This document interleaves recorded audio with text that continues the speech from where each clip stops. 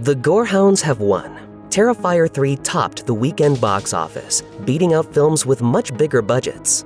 If you're wondering just how far this gross-out franchise could go, the director has laid out one thing he just won't do. Art the Clown has been terrorizing the screen for more than a decade, but director Damien Leone's latest sequel about the murderous prankster has taken the enterprise to new heights. A big reason for the success of these films, particularly the latest installment, is the over-the-top gore.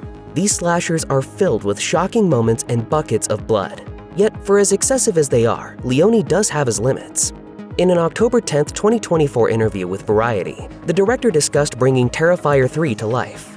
Without getting into major spoilers, the film features some incredibly shocking moments, with the opening scene alone reportedly enough to cause certain audience members to walk out or get sick.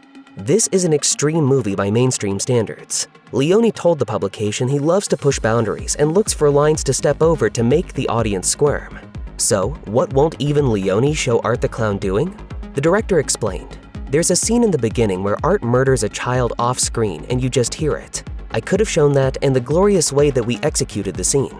I would never do that because to me, that's just completely off-putting and you're going to alienate a large majority of your audience." Leone went on to say the level of shock that would come from showing Art killing a child feels desperate and that he feels it's his job to do things in a more responsible way. Don't try and, force feed it. Let it be what it is. Everything about this is natural, and it's always been that way. Terrifier 3 isn't the first time Art has killed a kid, actually. The ending of Leone's 2013 anthology All Hallows Eve concludes with Art killing 2 kids. But importantly, the audience only sees the bloody aftermath, not the deed itself. While that may seem like splitting hairs to some audience members, it's an important distinction for Leone. The third installment in the Terrifier series once again finds David Howard Thornton's Art unleashing a fresh round of bloody chaos on the unsuspecting residents of Miles County. But this time, it's on Christmas Eve in a change-up to the formula.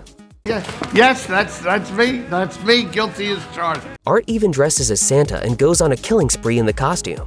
The film absolutely does not hold back. It hits theaters without a rating from the Motion Picture Association, going well beyond the bounds of what an R rating would allow.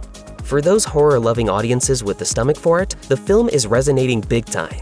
Terrifier 3 raked in nearly $19 million the weekend of October 11, 2024, beating out The Wild Robot, Beetlejuice, and Joker Folie à Deux, along with all the other competition.